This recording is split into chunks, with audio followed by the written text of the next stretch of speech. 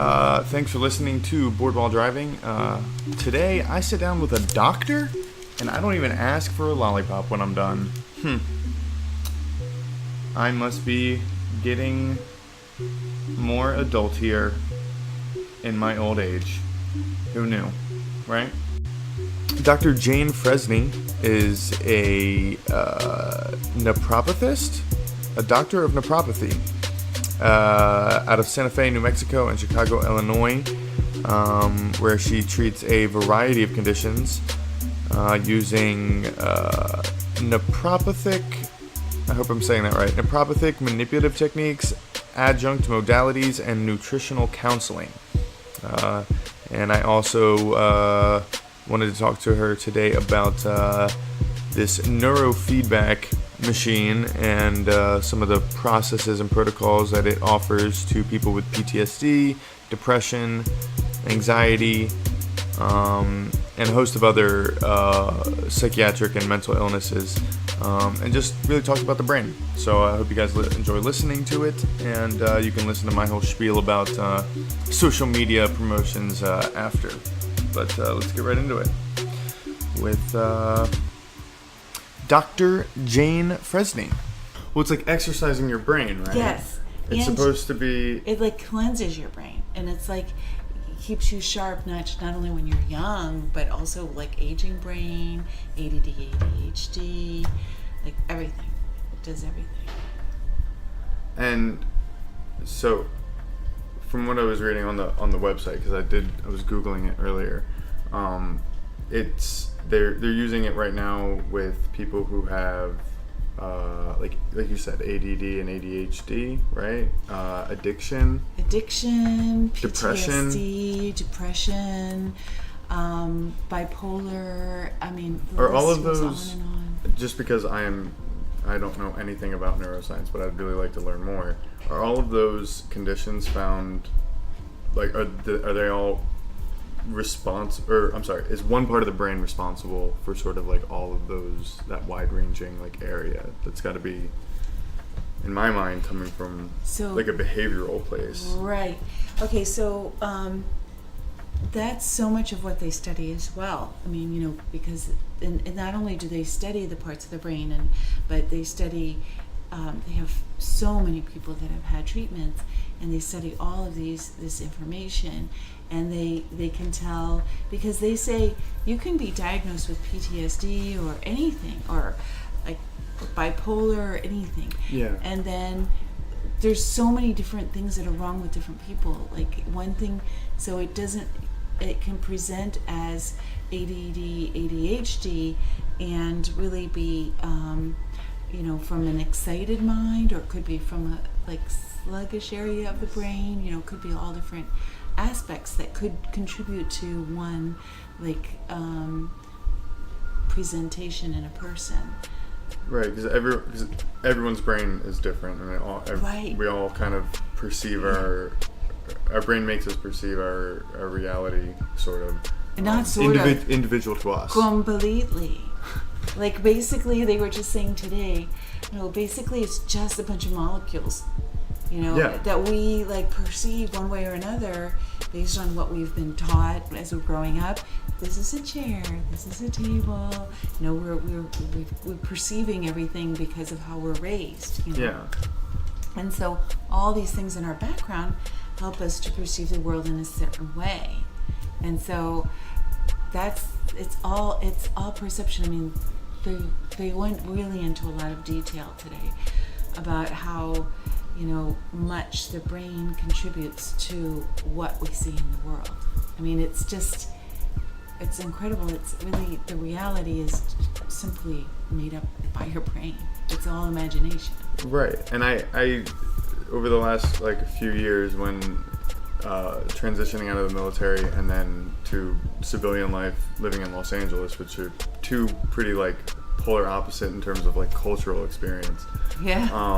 How are you dealing with that? It was tough at first because you have to kind of find your place, and there's and I know I have friends right now that are battling depression and things like that, and it can you can rumination and dwelling on like negative aspects of your life or thoughts, seems to be like almost like a whirlpool effect where once you get caught in that tide, you just keep going, keep going, and keep going.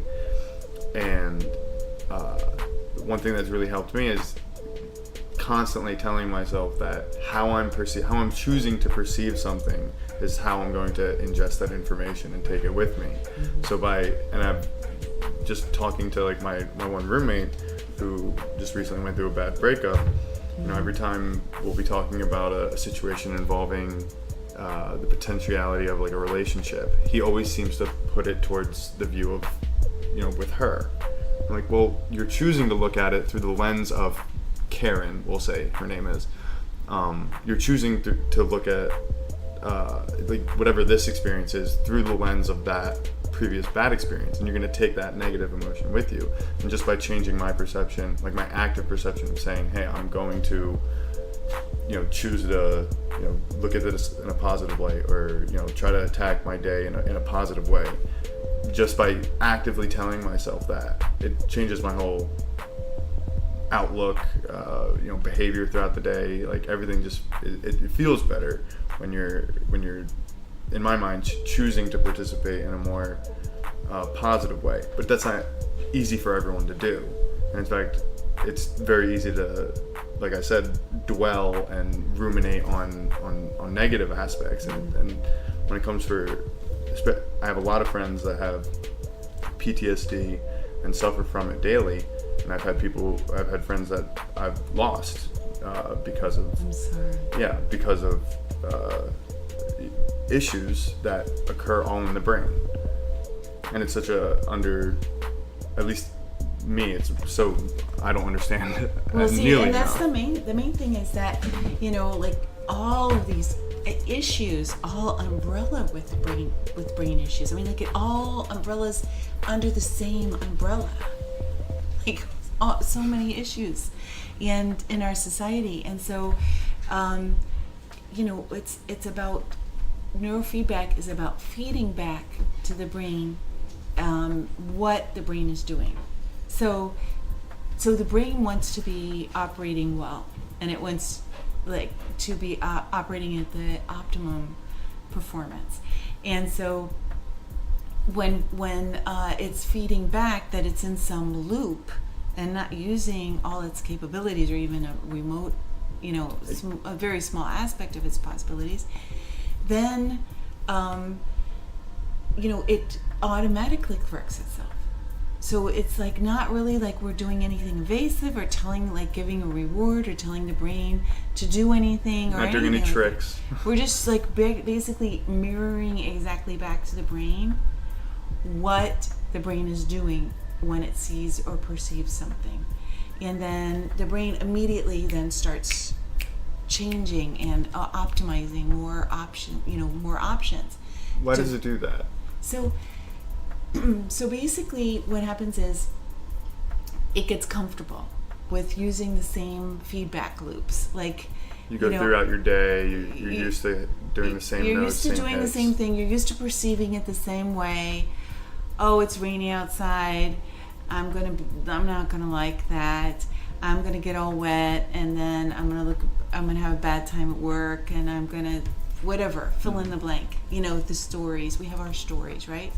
And so the brain, just is used to perceiving that it's well organized, and working well. It's like, this is what we're doing. We're just perceiving it this way. This is the way it is, right? Because that's what it's used to. Mm-hmm.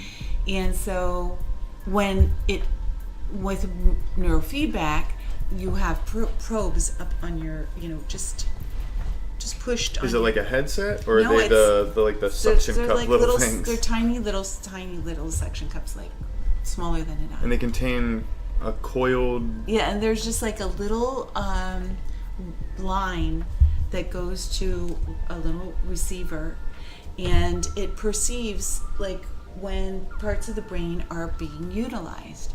And so you have a screen, and the screen is playing, and either a movie or whatever, while the brain is having these things fed back to it, because it's the receptors are picking up what aspects of the brain are only being utilized and what aren't. It picks up all of these areas and then feeds it back to the brain, and then the brain autocorrects. It's a constant autocorrector of the brain. So it's like so it feels where it can receive the impulses of where it's being used and where it's not being used, and then it mirrors back those signals, stuck areas, and then the brain then resets and starts operating with more neurons and expanding. Is that machine only just there feeding back the exact same input it's getting from the brain, or is it like looking at, this part of the brain is not firing off correctly, or it's not operating correctly, and it like does just the phenomenon of feeding back the brain's the brainwaves to itself, does that automatically correct it? Yes. Or is the machine actually like targeting a specific area of the brain? Well, it targets areas. But just the phenomenon of doing that, your brain does that naturally? Yeah. What? We're 5 minutes in and my mind's already blown. Yeah. Yeah. And do we know why it does that? There's a lot we do not know. But we do know that the brain is constantly working to basically self-correct and work really well. And so when it's just doing the same old thing, it's working well, right? Mm-hmm. And so when it receives a picture back, not a real picture, but a picture in the in the way that it's shown back, mm-hmm. that it's kind of stuck, then it reorganizes. Do we know why our brain or our brains get stuck in those patterns, get stuck in those, we go throughout the same day? Is it just because our lives are so routine and we're so used to just constantly... I think our lives are routine because our brains, it's like, okay, this is the most efficient way to do it because this is what I know. Of all the things I know, this is the most efficient. And so it's used to what it's used to. For instance, we hear a certain thing growing up, or we have a trauma, seeing your friends pass away that you said from, just the mental illness that you were saying, or, whatever the trauma is in one's life, and then the brain goes, oh, wait, we have to do this, or we have to do that, or we have to think this, or we have to protect ourselves this way, and we're going to keep doing that, because this is what we saw, and we have to protect ourselves, or whatever the story is.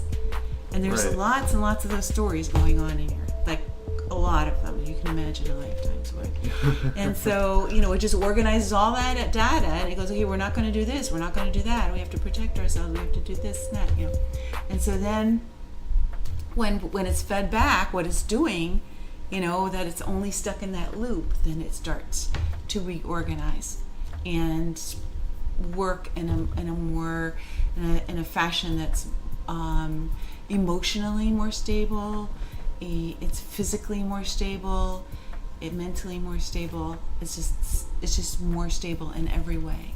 I've definitely noticed that. I think my brain, or at least I crave routine. Like I feel very happy about my day if I've woken up and I've taken out the trash and I've taken my vitamins and I've had breakfast and I get something done, a small chore. If I can hit like certain beats that I, for whatever reason are important to me, when I hit those, I notice I have a happier experience throughout my day. When I miss those, but then, the controversy to our brains, or not the controversy, but the flip side of our brains craving routine, I think, would then be when we do go through those traumatic experiences, and it's hard to get out of whatever loop we fall into when we're dealing with those traumatic experiences. In the difficult routines, and then routines that aren't so healthy for us or really help us, and then we don't have good days. Yeah, and they hold us back. And it holds us back. And it's easy to slip into those old routines. And I've for years had these conversations with my patients where I would, I would be working with them, and I'd talk to them about their happiness factors, how happy are they, when are they happy. Many people just said on vacation, and I'd say, well, how many weeks do you vacation? Well, 1 or 2. I mean, those are their happy times, and we discuss ways in which they could, make choices that would make their lives happier. Even just having this little routine that I was once reading about in this book. I think it was called How to Be Happy, something like this. And it was about each segmenting your day. You take different segments of your day and you make a choice about those segments. You can say, okay, right now I'm just going to clean the floor, and right now I'm just going to do the dishes. I really want to do the dishes. I really want to have a nice clean kitchen. I really want to wipe the floor if I want it to look nice. Or I really want to go home from work and see my kids and make dinner. Or it might be, I really want to go home and see my kids, but I'm really tired, and I think actually I'm going to give this responsibility to somebody else to make dinner, or so it's about going before the next section, saying this is what I really want, thinking about it. You don't have to say it you really want to do if you don't, but thinking about, this is what I really want to do. It's not like I have to do everything. Is I have to do. Yeah, I think not enough people ask themselves that question. What do you want? Really? Yeah. And it doesn't have to be like the big things. You don't have to always. Everyone always goes for the big dreams. What do you want in life? Well, I want to be this. I want to be that. Well, those are abstract concepts, and those don't ever. When you think of those ideas, you don't think of the millions of steps it's going to take to get there. Right. But what you just said, by just taking it one step at a time and actively saying, well, what do I want to accomplish in the next hour? And this is something that I've been doing recently is, what do I want to, I have, this 4-hour block. What do I want to accomplish? Fabulous. And what can I accomplish? Isn't that the best feeling? And then when you can do it, and you said it can be something simple, like you said, it's so dishes. different when you right beforehand you say, what do I really want to do? And that kind of like when you get faced with that reflection of yourself and having to say, what do I want? And you having to decide, because most people, they don't either know what they want or they don't spend the time thinking about what they want. Right.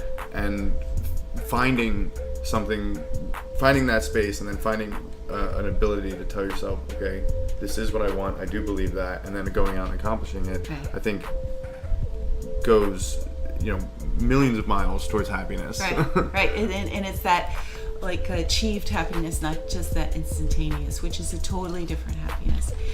So another thing I used to kind of encourage my patients to do, I have been encouraging my patients to do over the years, is to have like what I call a toolbox of things that kind of bring you out of a difficult place.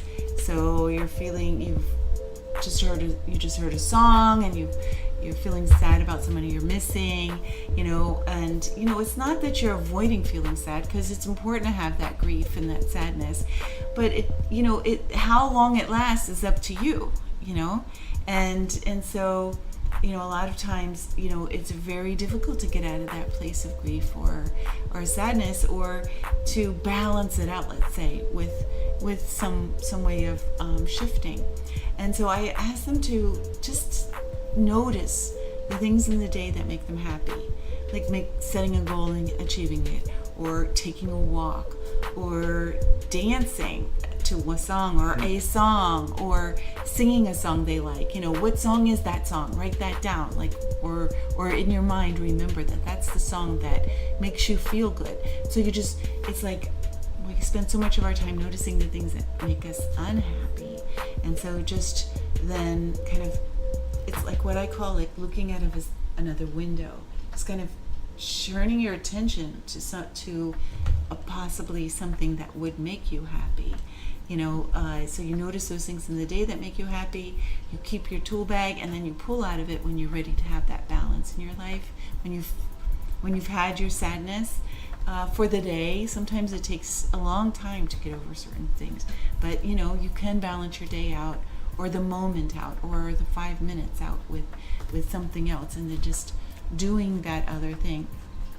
But this neurofeedback is another amazing tool at shifting the loop, the hamster wheel in your brain that keeps going round and around and around, thinking the same thought over and over, and for whatever trauma or for whatever reason you have that anxiety, or that sadness, or that difficulty, the brain becomes more balanced and more able to reach into that place of balance with the neurofeedback. And that's just been my experience, and the experience of many, many people, from what I understand. Is this week, is this the first time you've had a chance to do this with the neurofeedback machine? No, I actually went to an environmental toxicity symposium 3 years ago. This was like after, like the first chance I had after I got to a better place with my mold illness, and so they had in the vendor section a different neurofeedback vendor, and so they said, "What do you want to try?" And I said yes, and I did one treatment, and I felt noticeably more clear-minded, more able to focus, but I was focusing a lot better. There was just like a gamut of things that worked better for me. Almost immediately after? Yeah, pretty much immediately. And how long were the effects? How long after? Yeah, actually, it's not that they go away, they actually get better as the time goes by after the Well, you know what, now that you say that almost makes sense, because if you're putting your brain, you're reorganizing your brain into a more efficient or optimized modality, and it stays in that modality, it's only going to get more efficient and more. Right. So that does make sense. So I decided right then and there I was going to actually apply myself strongly to neurofeedback in the future. And I ended up working these last couple of years in Santa Fe, New Mexico, at a clinic there that has Naprapathy, which is what I do. I'm a naprapath. And so, but during that time, I've been investigating a lot of different neurofeedback protocols, or venues, I should say. And this one was recommended to me by more than one person, and really was, everybody touted it because they actually go by the symptom rather than just having a rote, like, program for each, issue. It just goes by each symptom. So we actually will kind of custom alter our program depending upon the feedback you're giving us. So we'll put it in at a certain, based on your past and what the problem you're coming in with. We know approximately where in the brain we'll start with, and then we tailor the frequency based on your feedback. So let's say you're saying, well, I'm not feeling so great right now. We'll either increase or decrease the frequency, and then you'll say, oh, this feels really good, and then we'll keep it there because that's your optimum area. That's your optimum place to be with the frequency. Is everyone different? Everyone is different. That's the amazing thing. It's so amazing. I know when my daughters were young, I raised them with homeopathy, and the homeopathic doctor said, he would be like, he would have all these children coming in with strep throat. All the moms that came in said, okay, the school said there's strep throat, the doctor said there's strep throat. Each one of them had a different, they presented with one with a cough, another with a fever, another with a cold, another would be, each child had a different symptoms, all with the same problem, and he treated each one based on the symptoms, and these kids, they got better so much more quickly than other children. Every single time, the other kids were out longer, and basically I'd give them the homeopathic remedy, and then usually by that night or the next day they'd have a different symptom. I'd give them another one, and then within a couple days they were better. Now, I know what it means, but just in case anyone listening doesn't, what does homeopathic mean exactly? Homeopathic has been around for so long, and it's basically they take a very, very small amount of the actual illness or disease or whatever it is, and they put it into a little round, it's not a pill, it's like a little remedy you put under your tongue, and you let it melt, and then it's similar to the idea of being immunized, but it's not, because immunizations have mercury and all these other things that come with them. It's very pure, and it's such a small amount that it's not even a trace amount. It's a very, very small amount, but it builds the immune system then against the issue that they're having, and then their body's able to fight it off better. Right. I think I've read something in the news about CVS possibly having a lawsuit against certain homeopathic remedies it was selling. I don't know if you know anything about that. Well, I know for sure that saying that you can cure something, right? Yes. is it's got to be it can't be done that way. It's got to be worded something like this is, he has to have some way of saying that this is just something that can aid an issue, and it's not going to that it cannot say that it's going to heal this or that. Right. Yeah. Because nobody knows. Like. Those statements can't be.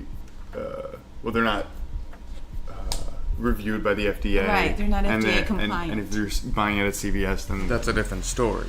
But if one were interested in getting this neurofeedback treatment, how would one even go about learning about it in the first place? That's a good question. Yeah.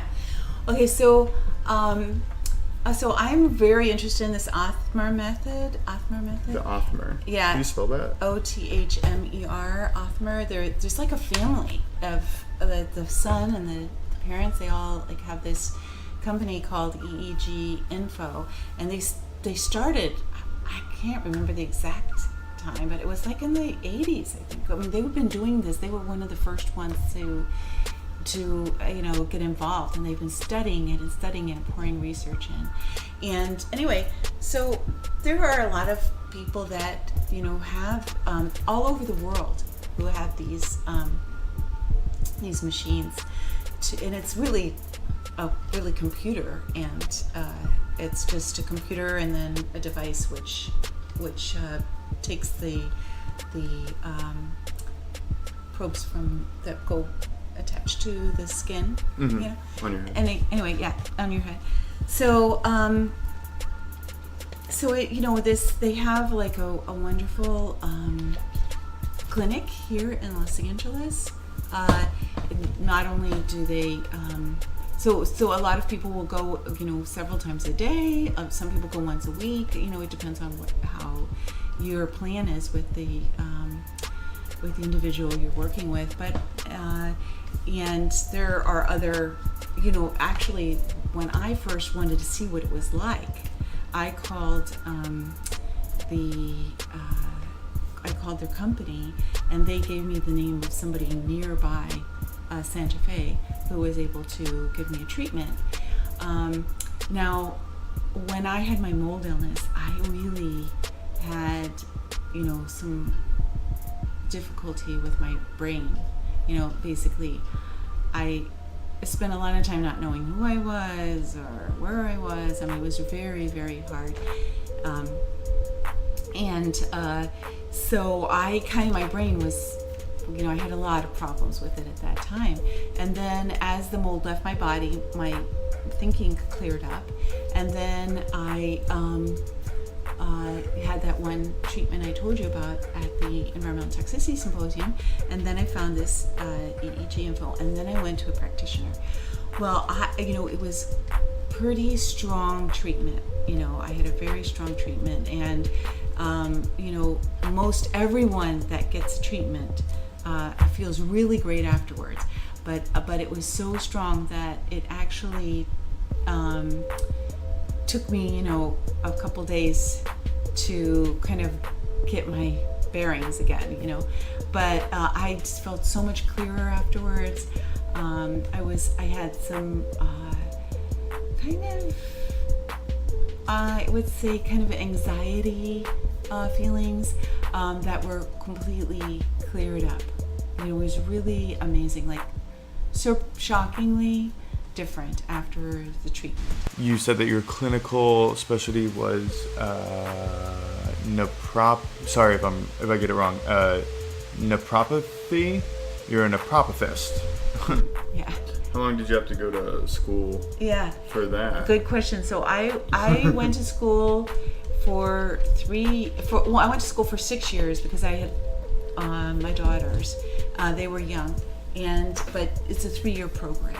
But it's all summer too, so it's like all year for 3 years. But it's the one in Santa Fe is it's like mostly all on computer.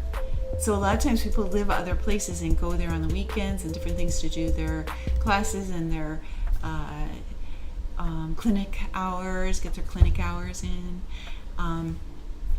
But it's amazing. I can't tell you the number of people who've been healed from it. It's really amazing. Like naprapathy is off the charts. And well, I mean, it's got to be if you get to do cool stuff like go to seminars like this. Right. Well, this is different than naprapathy, but this would fall under the realm of because we can use specific modalities, like ultrasound, electric stim.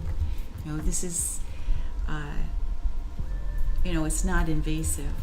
Right. Yeah. Yeah, that's a big part of it. Yeah. It's the fact that all you have to do is set up a couple coils or a couple, just little the contacts on your temples or wherever on the brain it needs to be. Yeah, exactly. And you have a little machine. I did look on their website. I don't know. They have a handheld thing that you can buy.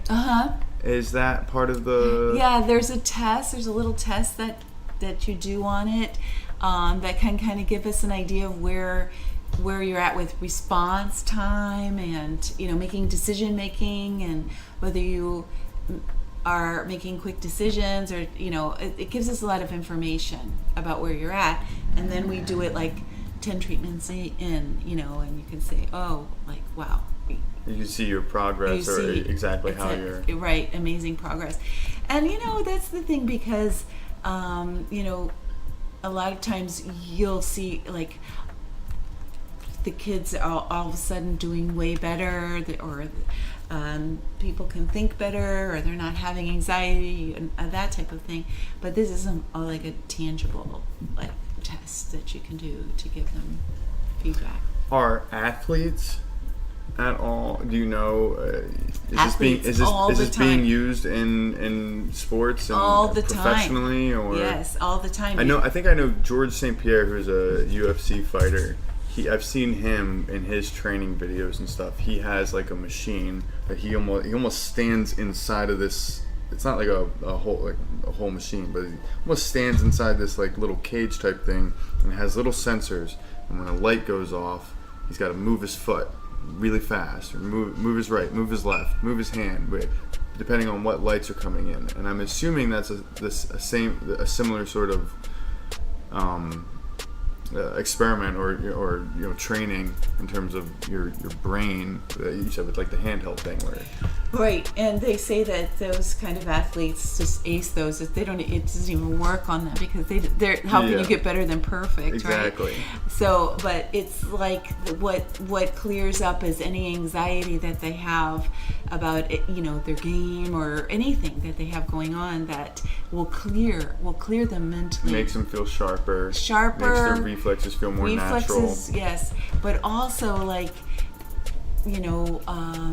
anything that's inhibiting them, keeping them from thinking very clearly.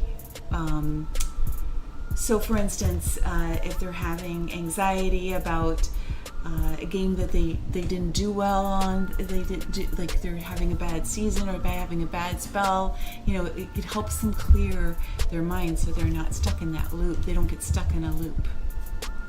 Right. In their minds. It is physically, like a lot of people, even just this week, these last few days that I've been in this class, a lot of people like that are training for it have said, oh my gosh, my tension is gone in my shoulders, in my arms. I had so much tension, it's gone. All of my pains are gone. It can't cure everything, but it really helps a lot of ailments. Yeah, a lot of pain. It seems like that more treatments like this should be more widely disseminated. More people should be able to have access to this because your central nervous system is, that is who you are, is right. The brain and the things that are connected to it and how you use it. Right, and but this is so new. Exactly. It's so new that it's like saying when people believe the world is flat, it's saying the world is round. And everybody's like, what?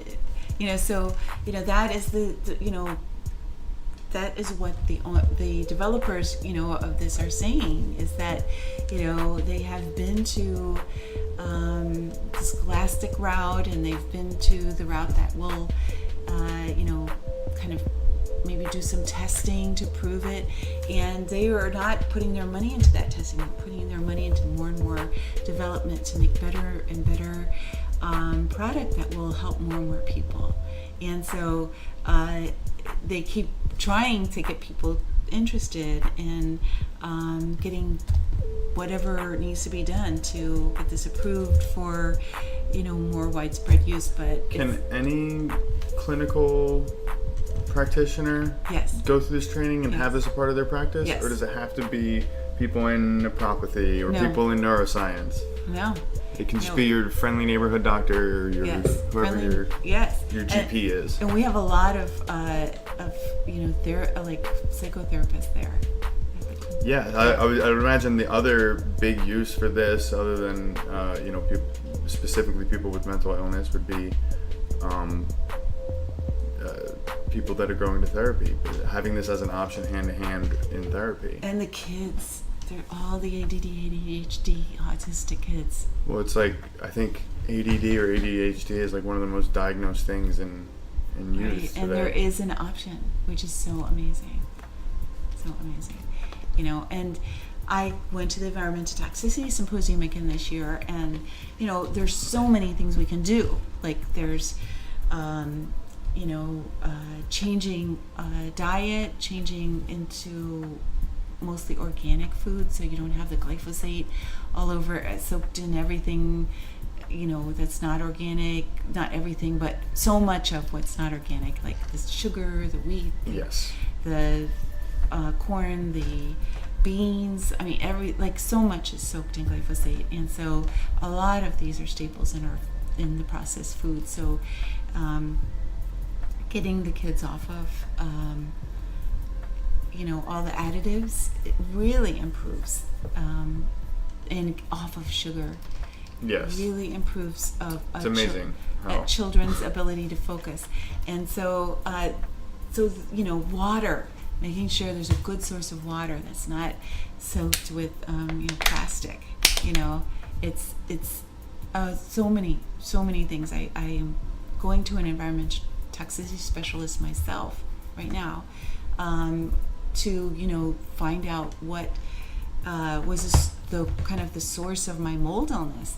Of course, mold is the source, but why did I go over the edge like that and so she tested my whole everything. She tested 18 vials of blood and everything you can imagine, and they found lead. I'm filled up with lead because of the water pipes in Chicago. Oh. And so very hard to get out, but she has me on this special cleanse, and I'm feeling better already.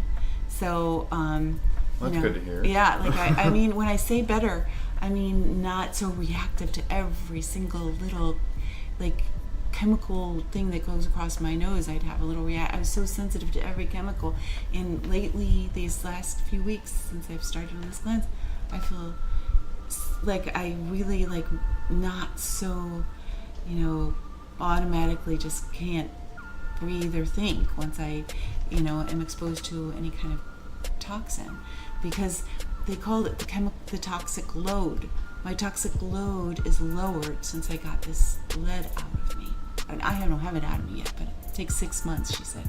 But at least I've gotten my first month under my belt, Yeah. And so once I get this out of me, I follow her protocol, and then my toxic load is lowered. So it's all about so many things. It's about the toxins, about the toxic load, about the chemicals, about all of these things. But certainly this EEG info seems to be helping people a lot.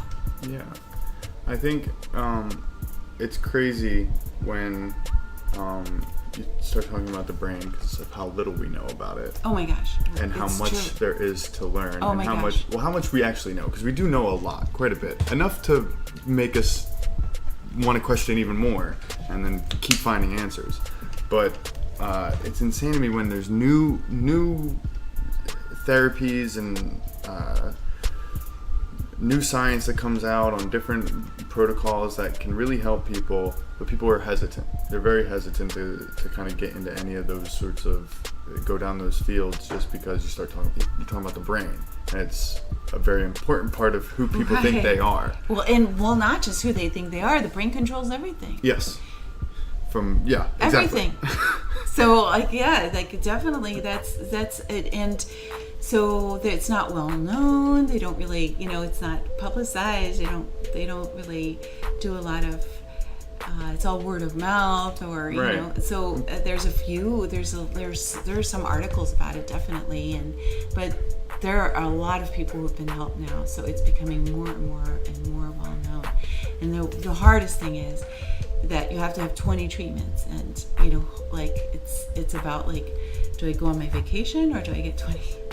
Yeah, because I'm sure for people, especially with insurance, if it doesn't cover all of it, Exactly. still Insurance doesn't cover neurofeedback yet. Not yet? Oh. I mean, for everyone, I think on their website they had certain questions you could ask your insurance provider to decide if they would cover it. Hopefully. I know that the VA is very limited access to it. It's That's only why in very big populated areas that they have they might have a clinician who's certified. Well, that's why they have this veterans.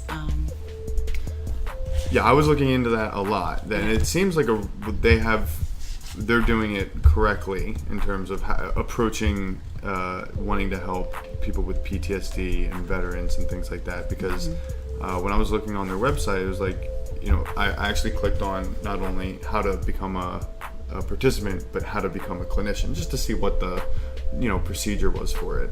And for that program for veterans, it was saying it has to be 20. You have to do 20 full sessions. You can't give 2 free and then charge 18. You can't, in order to be part of their program, this specific one, I think it's EEG, you said?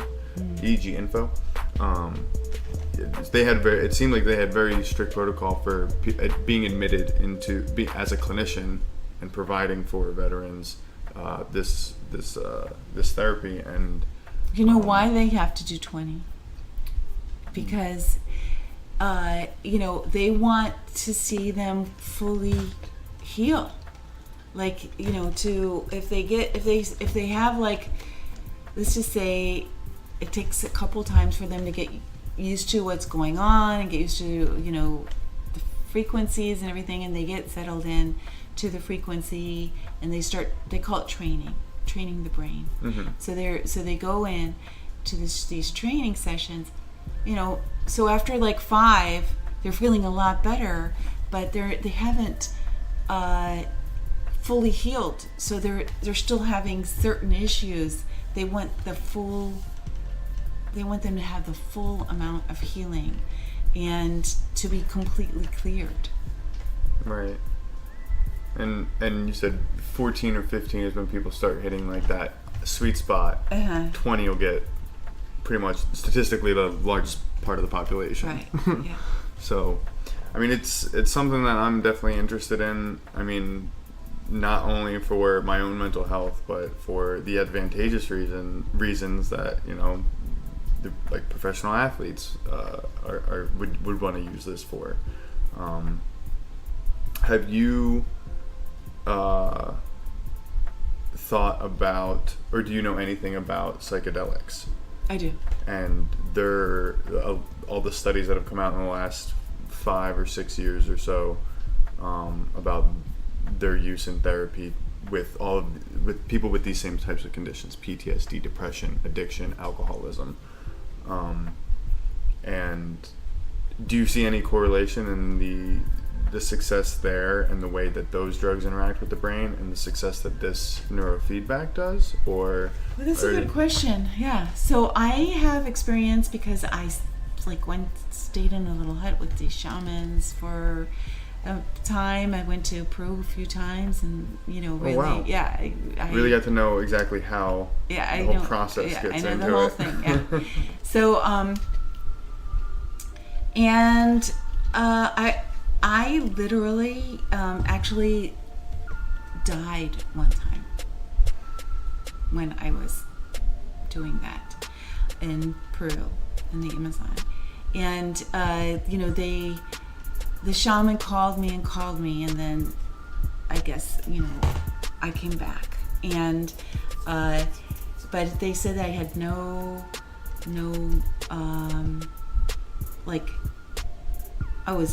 had no heartbeat, I had no breath, pulse. no pulse, no nothing, and I was turning cold, and taking ayahuasca. Yes. Mm-hmm. Peru, of course. It's very rough. Very taxing on the body. I mean, you're having lots of problems, and so the shaman called me back, and I remember the whole thing, and it's quite an experience. But I wouldn't really tell people necessarily to go do that. It's not fun. Dying is not fun. And you have to go through a lot of physical, difficult things, very, very bad, hard things. Oh yeah, it's extremely rough on the body. Very rough. Your stomach immediately, you're throwing up. Yeah, everything, all badly. Yes. And so yes, it does help a lot of people, but why would you go through that? Well, if you didn't have to go through that, why wouldn't you just go to? That's why. The EEG, Well, that's why I'm interested. Is because if they're for the studies that they're doing at Johns Hopkins and stuff, they administer a capsule of what is essentially dried psilocybin mushrooms. Yeah. And you're in a living room type environment. They give you a blindfold and essentially binaural beats, alpha, beta, theta, delta brainwaves, or music with it in it. And then you have an 8-hour session, and you have someone there to talk to who's a therapist, and they've shown lots of success towards curing all those same types of things. So in my mind, those types of ethnobotanical compounds, they exist in nature, and they seem to go towards the same parts of the brain that therapies like this also target. Yeah. And if you can avoid all of the physical taxing stuff. You think that when you do the psilocybin, you would avoid the taxing stuff? When it's administered synthetically, when it's processed synthetically and then administered in a clinical environment, they're not putting anybody through these studies in Johns Hopkins and having them throw up. Like they're. Well, you know, but have you ever done psilocybin? Yes. Yeah, okay. So you had a good experience. Well, yes, I've done psilocybin, I've done LSD, I've done MDMA, I've done a multitude of them. Have you had any bad experiences? No. I mean, I've had challenging moments during those experiences, but you know, those are each part of the experience of dealing with that. That's something that's, in my mind, I guess I could put it this way. And I haven't done it, and I'd really like to, so that way I can compare. But the neurofeedback process almost seems like a subconscious healing. Yes. You don't realize Very that it's happening. good. That's exactly right. You don't realize that the therapy is going on until you're like, You're so all this smart. trauma. Yes. Whereas, at least in my experience, that same type of healing can occur on psychedelics, except it's a much more participatory, conscious effort. Right. You're not, and the physical consequences of it, like ayahuasca, like I do not want to go to Peru. I do not want to go stay with a shaman for a week. I do not want to throw up every night with tarantulas falling through I'm sure it's very nice in certain parts of the jungle, but that seems like a little bit much.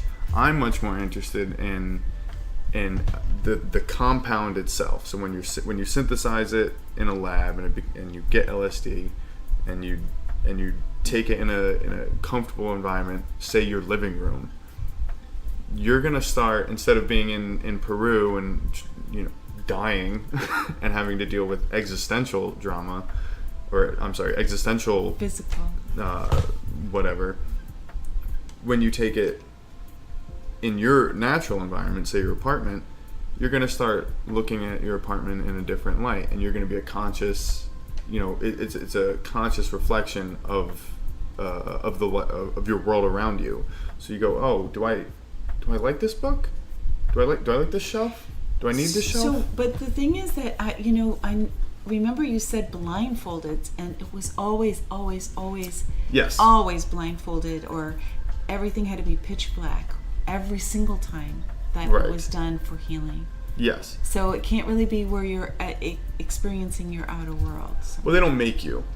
That's why they have a guide there, in case it gets a little too uncomfortable and you can take the blindfold off. Uh-huh. But what I'm saying is, if you can avoid those physical consequences of having your body react violently to it, but you can get the conscious reflection, the mental process that I think those psychedelics put you through, really make you go inward. They really make you with a blindfold.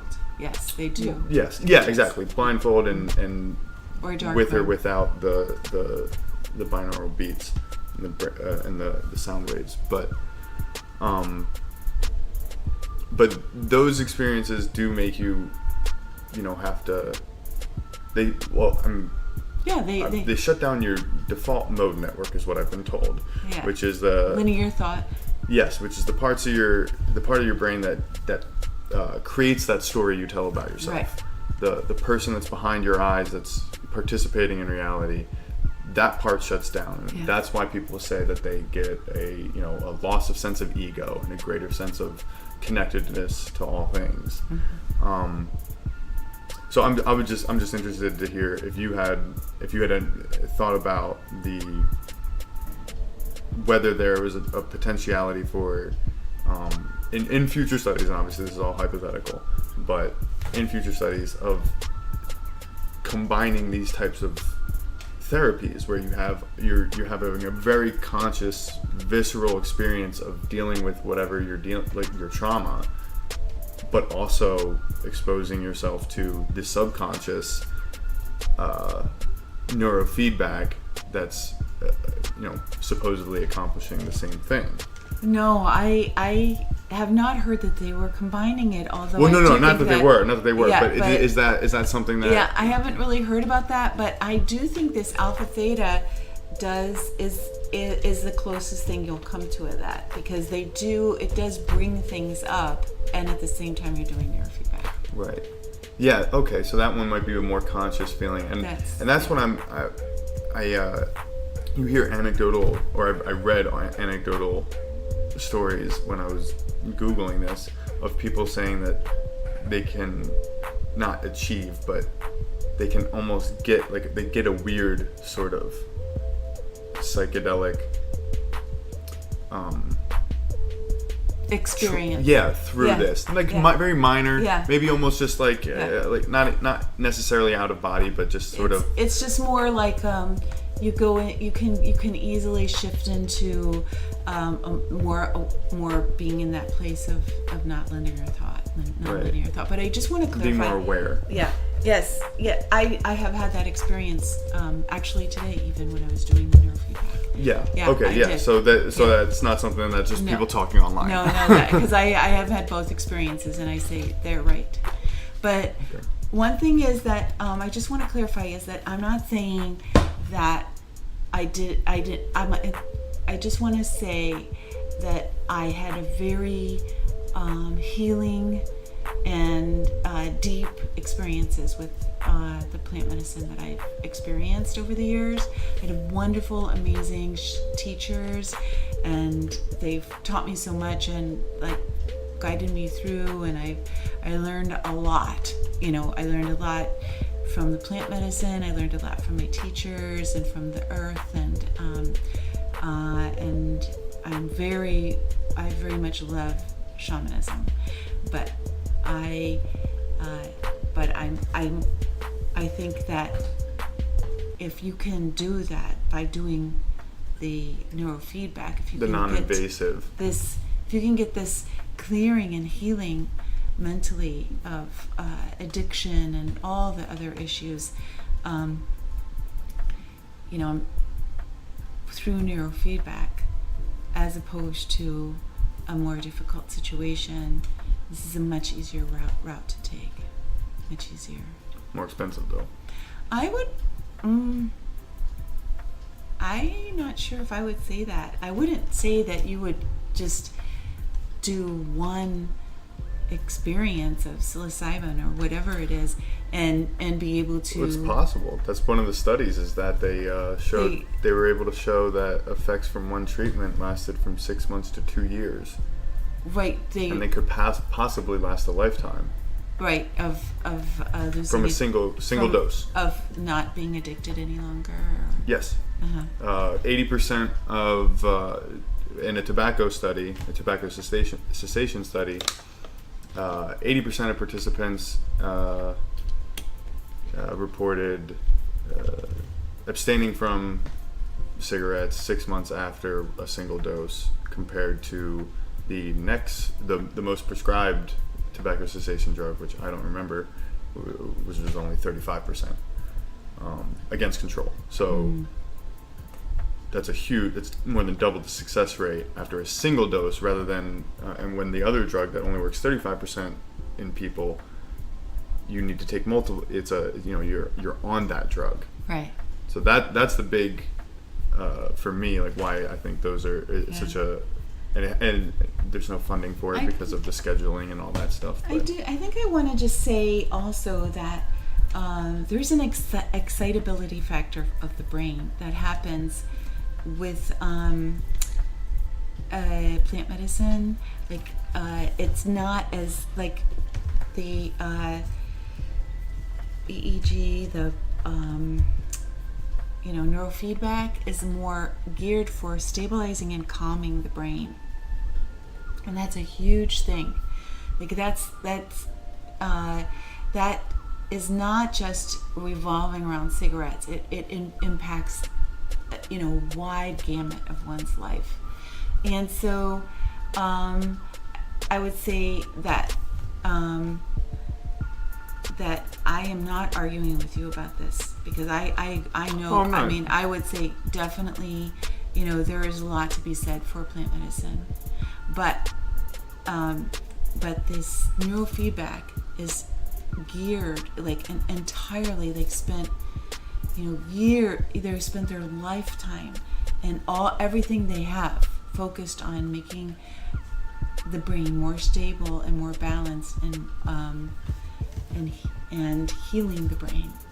And so this particular company, and so and I would say, like, I remember after some ceremonies, like whereby the next day you feel really relaxed, I'd say overall I had a tendency to not have stable there were some reactions that weren't stable. Like I came back from I remember coming back from Peru, and not really like having some issues with remembering things and sleeping and all kinds of different issues. So I would say that from my experience that it wasn't that yes it did everything that you say it does, but it may not be as stabilizing for the brain as neurofeedback, which is a broad gamut of it would help sleep, it would help anxiety, it would help thought patterns, it would help logical like choices that you're trying to make. It would ease, a lot, like conversations you have and kinds of things like that. It's a different thing. It's a different approach. Mm-hmm. Yeah. It's very interesting. Yeah, it is very interesting. Yeah, I agree. There's so much for me, it's just like, it's almost like waking up when you start hearing about all the information that we have on the brain, but how much we still don't know. It's like, yes. Wow, look at all this stuff that we know a little bit of, that we're starting to scratch the surface of when it comes to brain health, really, mental health, which is a huge issue especially in America, because it's like, I think it's over 60% of Americans are diagnosed with some sort of mental or psychiatric disorder. Yes. And it's like, well, that's a huge part of our population that we're telling unhealthy, and we're telling them that they're unhealthy in their brain, which almost no one knows how to fix other than going to their store and buying Tylenol when they have a headache. Like that's their, like when they go, oh, my brain hurts, that's what they think brain medicine is.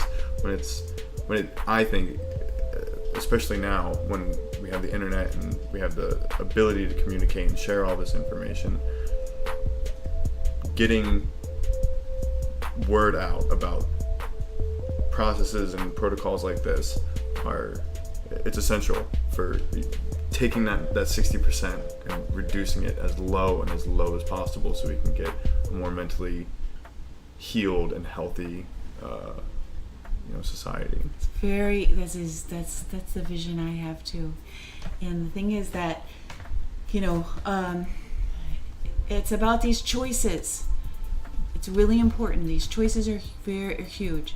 Like it's like choosing the organic, choosing to go do like the go through this treatment, making these like choosing to exercise, treat your body right. Yeah. Your brain's a part of your body, right? And so you okay, so it might cost a certain amount that you're like, let's just say you do a treatment a week, Is there a frame of reference for how often, or is that it's by an individual basis, and you would develop that with your practitioner? Yes, you do.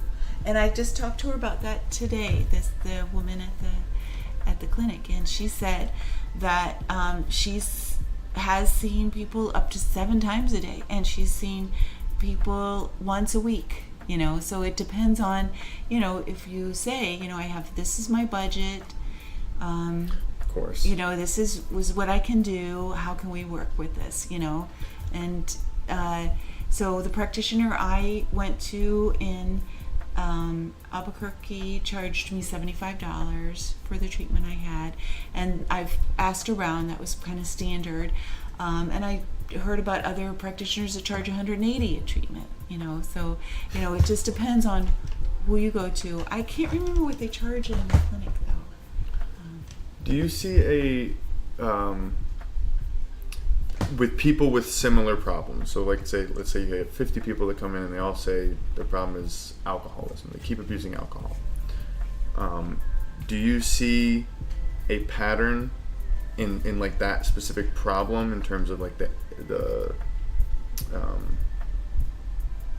like the amount of treatment necessary, or is each person in that group even as widely different and varied in terms of how much treatment they need? Like say if someone is battling depression, if you out of 10 people, will 9 of them kind of need it every day, or is it really just that individualized? It's completely individualized, but we went to lunch with the director of the clinic, and he said that he was treating this one woman for heroin, and she said that she started taking it as a teenager, and I hope I get the story right, but anyway, this is how I remember hearing him say. And she started taking it as a teenager, and she said, like, from the very first time she did heroin, she always wanted, that's all she thought about, is having another high. That's all, from the moment she started. And that was years later, and she found her way to the clinic, and after 15 treatments, she wasn't saying whether she was not doing heroin or not. She just would come in. After 15 treatments, she told them that she hadn't had the desire for heroin since the first treatment. Wow. Right, but who knows if she didn't do that? If she didn't stick to it, right? Stick to it and do those 15.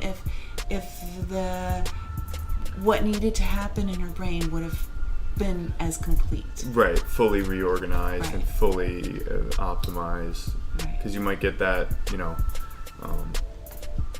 after that first treatment, you might get that thing where it's like, oh, everything lights up, but then like it's pulling. Those muscles are pretty worn into the position they want to be in, so it'll start pulling back. So it's very important, as with any, I think, especially if anyone's listening, with any treatment, whether it's your diet or whether it's just your doctor, you have a broken foot, it's important to stick to a protocol and to follow it, because when you don't is when you start seeing the variation and success that most people usually blame on the medicine, when it's incumbent upon you to take that responsibility and make sure that you're taking your own treatment as firm in your grasp as you can. Right. Well, we've been recording for over an hour. Oh wow. That's crazy, isn't it? Yeah.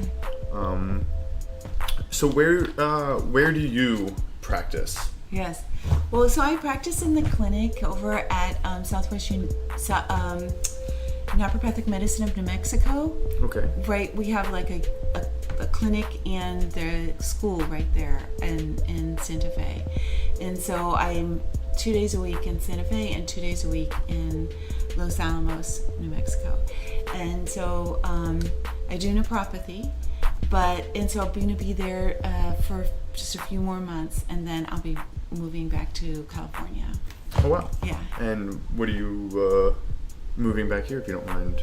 I'm sorry? If you don't mind me asking, why when you move back here, where will you be? Yeah, so that's a really good question. So I have a home in Lake County, which is just north of San Francisco, and I have family up there. I miss my family, so I'm really happy to be around them. But whether I'm going to be there like on weekends and then somewhere else more regularly, or whether I'll be there more regularly and somewhere else from time to time, I'm not sure. So I'm still kind of up in the air with that. I do have, I am on Facebook, and I do have a website. Please. So it's janefresne.com, JANEFRESNE.com. Or you can, like me on Facebook, And so I'll be posting, where I'm going to be more permanently. But, my daughter is here in Los Angeles. So, I'm kind of thinking maybe somewhere like in between San Luis Obispo or something like that, because I wouldn't be that far from Los Angeles, and I wouldn't be that as far from my home in Northern California. So I'm kind of excited, something new. Whole new chapter, whole new chapter, and I'll be doing my neurofeedback, and that's awesome. I do energy work as well, as you can imagine, with all those trips to Peru, but I also do Reiki. So, and I'm a nutritional counselor. So awesome. Well, I wish you continued success. Thank you, and same for endeavors. you. They got the website. You can find you on Facebook. When you move to when you move back here, yes, and you get all set up, yes, we should do another one. Oh, and yeah. After you've had a couple of chances to actually practice this, obviously all privacy rights concerned towards the patients. Right. But once you've had a chance to really use it, I'd love to come back and talk again about how it's going, and because hearing people who have problems, and then however they manage to with whatever therapy that they wind up picking, but when they overcome those issues and they can get healthy or happy, that's the best thing, I think. The best thing. Yes. I can't tell you how many people, it's a miracle every day in my life, every day. I mean, miracles. People come back to me, and so I say to them, why are you here? Do you have any aches or pains? And they say, no, I'm able to work out again. I have my life back. It's been years. I feel so good.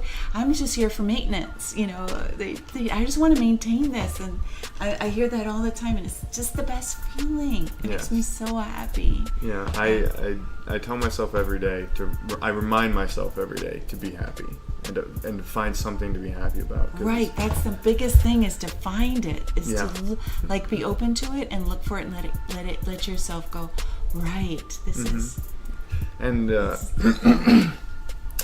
it's sad, and it's a shame when that doesn't happen, and that's why I'm glad that you are pursuing things like neurofeedback and expanding your knowledge in terms of your ability to help people, because we need more people like that. Oh, thank you so much. Thank you.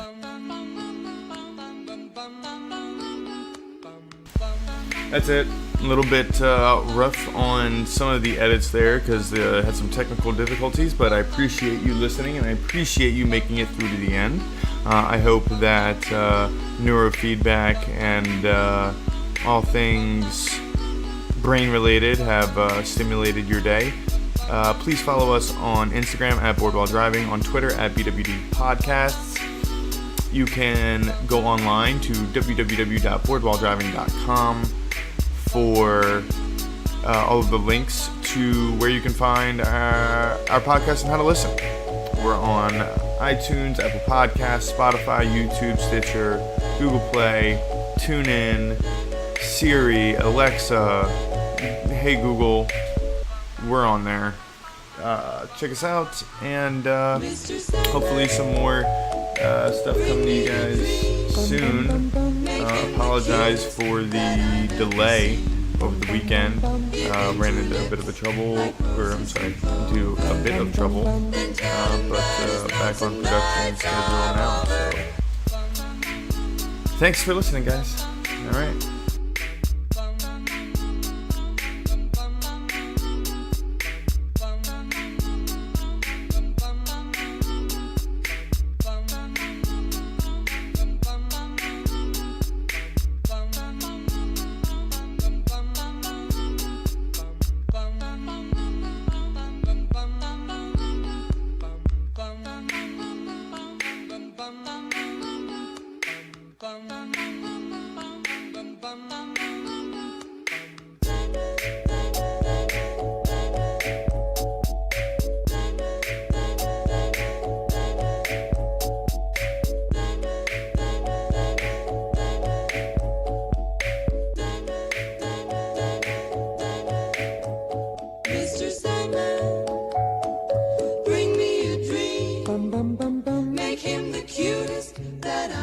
seen.